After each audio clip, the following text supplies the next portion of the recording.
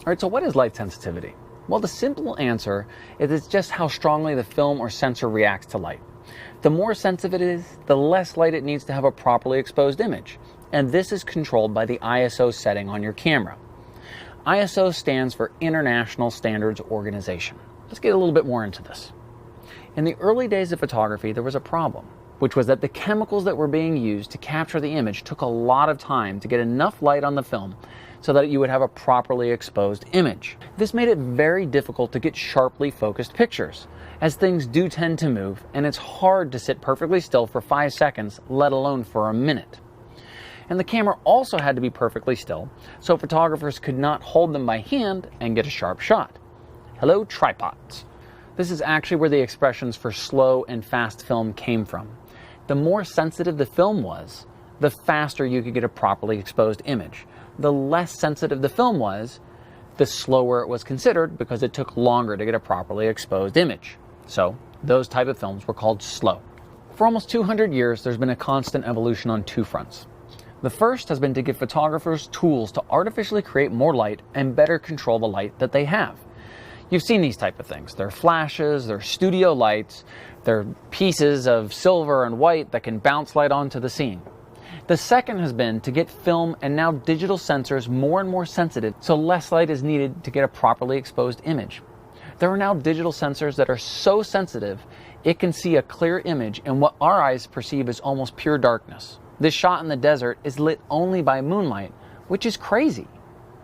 So the way that you go ahead and increase sensitivity on your camera is done by the ISO setting. And here's that word ISO again. What does it mean? ISO stands for International Standards Organization.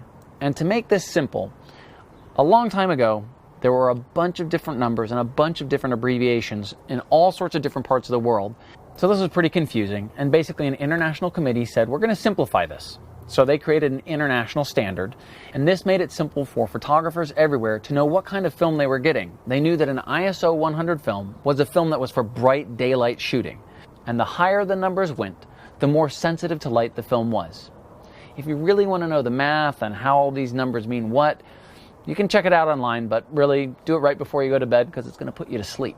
Now, it used to be that film was available with ISO numbers that doubled, meaning you would go from ISO 100 to ISO 200 to ISO 400 to ISO 800 to 1600 and 3200. And what was happening is you knew that with each increase of ISO, you were getting double the amount of light because the sensitivity was increasing by double. But nowadays, most digital cameras have ISO ranges which split that into much finer amounts.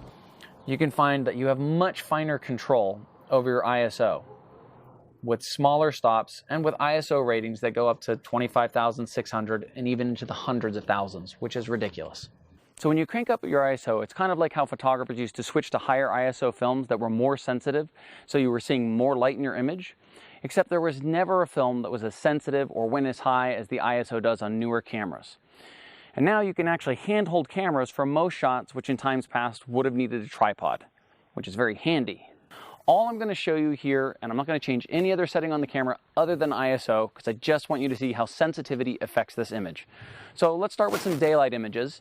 And remember, this is just to show you how ISO affects the image. Okay, so let's have a look at our patiently waiting model over here. Okay, so now I am at ISO 100. And as you can see, it's way too dark for this image. Okay, so now what we're gonna do is we're gonna go up to ISO 200. Okay, now we're going up to 500. And you can see the image is getting brighter and brighter, and that actually looks pretty good. But now I'm just gonna go ahead and go even higher, up to ISO 800. Now I'm gonna go up to ISO 1250. Okay, and as you can see, it's now no longer looking like a proper exposure. Okay, good, now look over your left shoulder. Okay, good. Thank you. But now let's try capturing an image at night. There is less available light overall. So at ISO 100, it's going to be very dark. But as I start going up through the ISOs, 200, 400, 800, you'll start to see it starting to get overexposed until it's completely and totally blown out. So do you see that ISO is a tool and that its setting depends on how much light you have available to get a good exposure? And you might think that if you don't have enough light, you can just crank the ISO as high as you want it because these new sensitive cameras. But there is a problem with that. Do you know what it is? It's called noise.